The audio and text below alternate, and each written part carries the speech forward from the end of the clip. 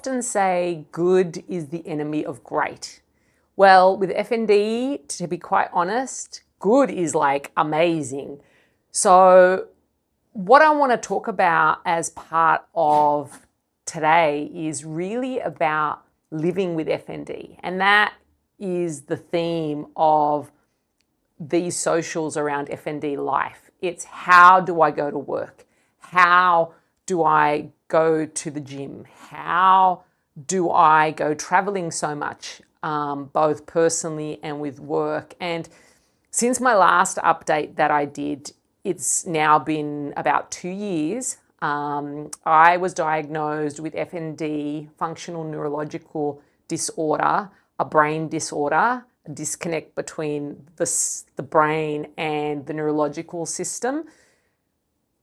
And so that was back in November 2022. And so as part of my journey to help others, I want to put this together in way of a bit of an update and kind of share the learnings. Because what I'm finding is that everyone is looking for the answers, as am I. That's why I try and focus on things that have worked. And it doesn't necessarily mean that I'm going to give you the magic solution, but you know, things have worked for me. And I think it's important that you try and again, not focus on great and getting the life that you used to have back, but by all means, you can get a good life back. And you know, number one, as part of that journey has really been about learning.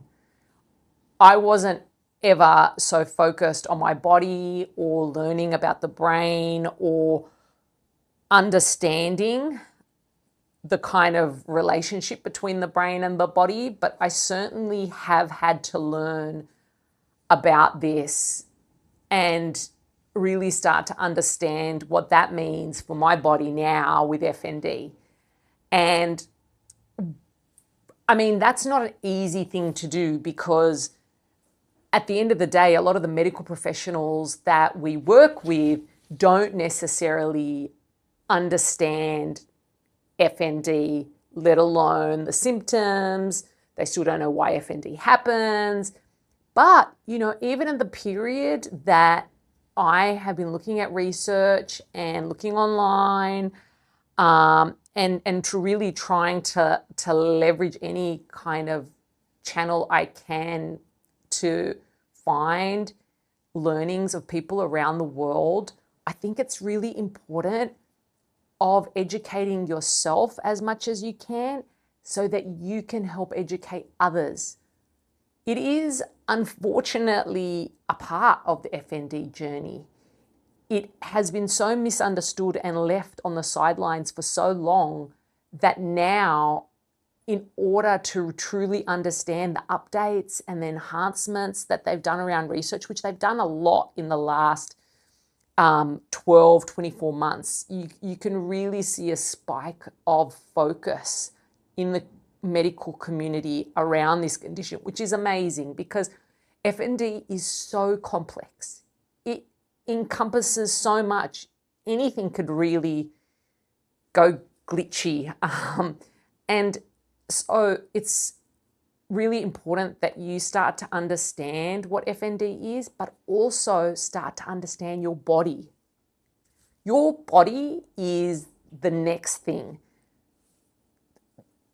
Particularly when you have FND, really tuning into your body is important. I mean, even getting older and just generally in life, it's important to be across your body.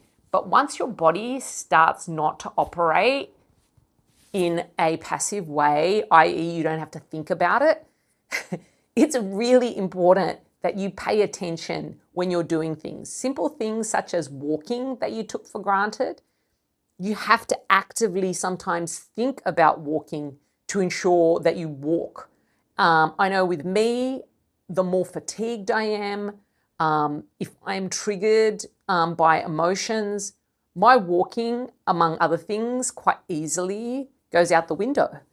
And same with my speech, the shakes, everything really. So I really try and connect in to my body using things such as meditation, about really learning how to ground myself. Some of this stuff may seem foreign, and I can assure you, when I began my journey, I was all about how fast can I get somewhere and what is it going to take to get there.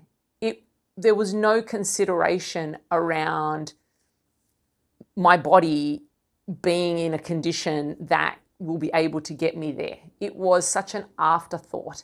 And so understanding your body has taken time. It took me a good year or two before I really started to listen and understand when I was about to have a seizure. Still non-functional seizure. Still catches me off guard sometimes, but I feel it creeping up. I feel the tingling in the base of my feet. I know it's strange. And like everything with FND, it's strange to what you try and explain to anyone else. And that's why I really appreciate this community, because you understand.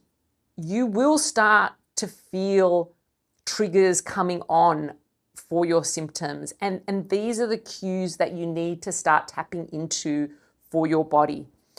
One thing that I've talked about before, and honestly, I didn't really appreciate how much it was setting me up for success now, a couple of years on, was doing a very short meditation of a few minutes every night. Every night when everyone would be going for their showers, getting ready for bed, I would sit, and forcefully many times, and I would listen to a 5-minute meditation or 10 meditation. I worked my way up. You can start from 1 minute, honestly. And it's literally about teaching yourself.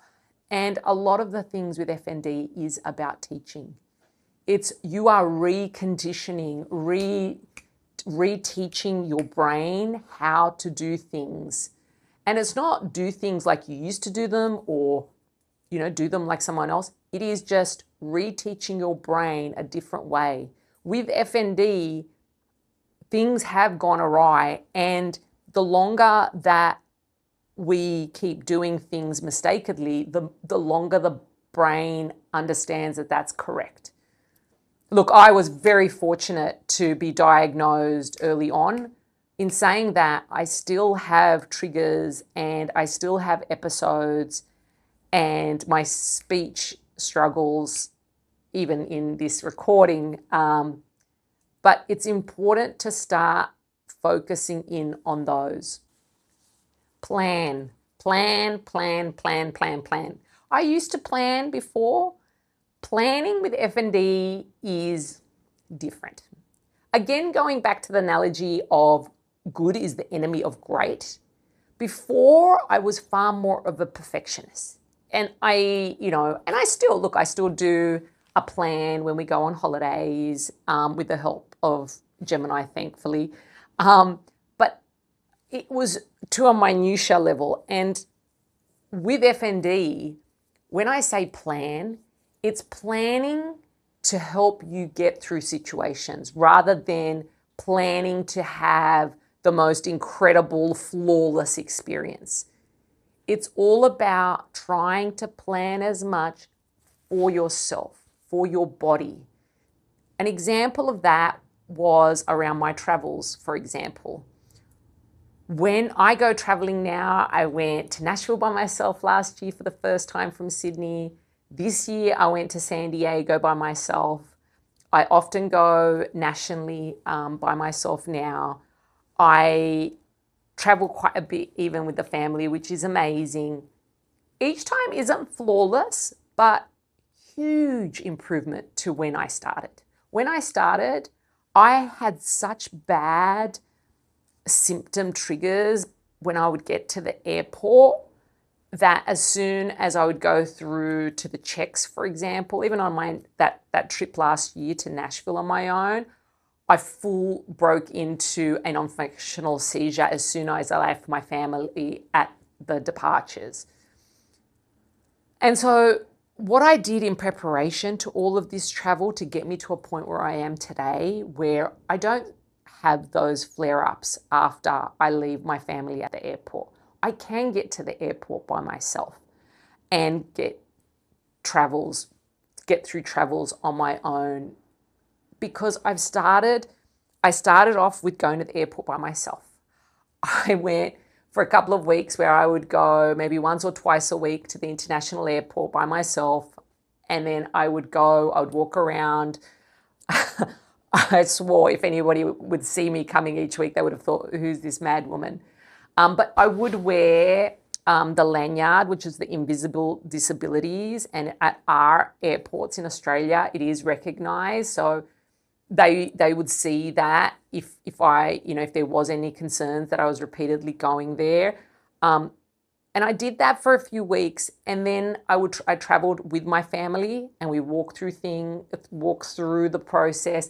They would go in front of me, and I would go through things on my own while they were still there. Again, that kind of safety measure. And we did this for a while, a few travels together. Like I said, a couple of weeks that I would go to the airport on my own to try and sort it out. A lot of that exposure and rinse and repeat technique is what I got out of my therapy in those first 2 years. That exposure therapy, again, with that repeated re-education of my brain and planning. I had to stage the planning. A lot of this stuff doesn't happen overnight. It's about making small goals for yourself and doing it over and over till you feel comfortable. And again, making it achievable. Don't make a plan that's 20 steps long and you've got no hope in achieving it. Make them small. And these are wins. Celebrate all the wins. And I think this is the thing that you need to start. It's not necessarily about making yourself recluse and locking yourself up. Give yourself these little goals and try to achieve them and slowly work on that. And the more you achieve, you can extend those opportunities to learn as well. Having the right support unit when you have FND, honestly, is such an integral part of the journey. Again, it isn't necessarily about an abundance of people, because I know that a lot of people have shared that they've lost a lot of people that were in their life before FND, and it is a really challenging condition to understand when you have FND, let alone to be someone who is out of that kind of environment. I know it has been a huge learning curve for my family, let alone people outside that circle. And so having a few key people or beautiful animals in your life, like Micro, is so important. Having that love and care and support. Not every day is great. It is not even good. It is absolutely bad. Particularly on the early days, but to be quite honest, even some days now, I am able to get back to work. I am able to travel, but there is a large tax that I pay on these activities. And that energy that I now have to focus on these activities is removed from elsewhere. Those social outings that I used to have, the social calendar that used to be booked out weeks in ahead, having all of this extra activity and noise in our life has had to disappear, because I can only focus on so many things. I can only focus on one area at a time now. And depending on how much energy that consumes, that could be it for that day, a few days, that week. Sometimes it takes several days to recover from travels, from meetings, just doing things if I overexert myself. And so it's really important to equally be kind to yourself, not wait for other people to give you that kindness, but to have that self-compassion, self-love. I certainly also struggled with that at the start. I was in such a rush to get better and be normal again that it took me some time to be able to be okay with just being and, not working for a year and being able to just do some really basic things versus what I used to do with my multitasking and social calendars and planning and juggling. All of that I had to be okay with. And it took a lot of time to be okay with FND life. And now I know it's okay. I am still me. I am still awesome. I can still bring so much, as can you. One really important part of my therapy process was the realization that I am still me.